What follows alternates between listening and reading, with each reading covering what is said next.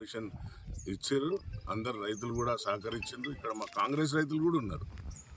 వాళ్ళ రైతులే కాదు, మా రైతులు కూడా ఉన్నారు. ఎవరు కూడా అడ్డు చెప్పలే. పాపం రైతులు ఎప్పుడు కూడా ఏ ప్రభుత్వం వచ్చినా కూడా ఆదుకుంటారనే ఉద్దేశంతో ఉంటారు. తను ఈ ప్రభుత్వంతోనే మన లాభం అవుతుంది, ఈ ప్రభుత్వంతో నష్టం అవుతుంది అని చూడదు. కానీ కాంగ్రెస్ వచ్చిందంటే రైతుల యొక్క ఆశీర్వాదంతో వచ్చింది.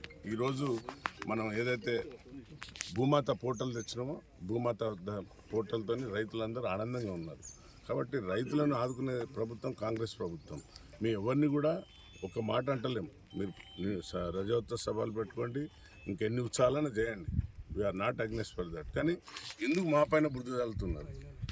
కాంగ్రెస్ ప్రభుత్వం అడ్డుకుంటుంది, కాంగ్రెస్ ప్రభుత్వం అడ్డుకుంటుంది, నాయకులు అడ్డుకుంటుంది. ఇంకో మీకు పచ్చి నిజం చెప్తాను. హుజరాబాద్ ఎమ్మెల్యే కౌశిక్ రెడ్డి ఒక వ్యాపారస్తుని బండబుద్ధులు తిట్టి లంజవాడక 50 లక్షలు పంపకుంటే నీది ఎట్లా నడుస్తుంది చూస్తా నేను అని వాయిస్ వాళ్ళు కంప్లైంట్ కూడా ఇవ్వడం జరిగింది అతని పైన. అంటే ఇంకా వీళ్ళు ఉద్యమకారులం అనే భావనలో ఉన్నారు.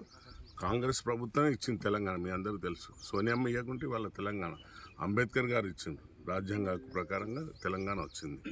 కానీ వారిని ఎప్పుడు గౌరవించుకొని మా బీఆర్ఎస్ ప్రభుత్వం వాళ్ళ పెద్ద గొప్పలు మాట్లాడుతుంది. కంచకట్టు భూములను ధ్వంసం చేసింది కాంగ్రెస్ ప్రభుత్వాన్ని కూడా ఇప్పుడు ఇక్కడ వచ్చి చూడండి ఎంత ధ్వంసం చేస్తున్నారు.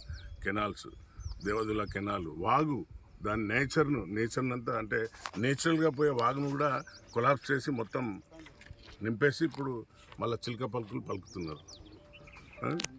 గుండేటి ఏదైతే గుండేటి వంగపల్లి మధ్యన ఉన్న క్వారీ, ఆ క్వారీని ఆ యొక్క యజమానిని బెదిరించి నువ్వు రేపు మా మీటింగ్కి 50 లక్షలు ఇవ్వకుంటే నీ సంగతి చూస్తా, నీ క్వారీ ఎట్లా నడుస్తుందో అని ఈ విధంగా బెదిరించుకొని బతుకుతున్న బీఆర్ఎస్ ప్రభుత్వం. దీనిపైన ఎవరు రెస్పాన్సిబిలిటీ తీసుకుంటారు? రైతులను మళ్ళీ ఏ విధంగా వీళ్ళు ఎవరు దీన్ని క్లీన్ చేస్తారనేది ఇక్కడ ప్రశ్న. ఇది కానీ ఇట్లా చేస్తే మాత్రం ఊరుకోము, తప్పనిసరిగా చట్టపరమైన చర్యలు ఉంటాయని తెలియజేస్తున్నాను.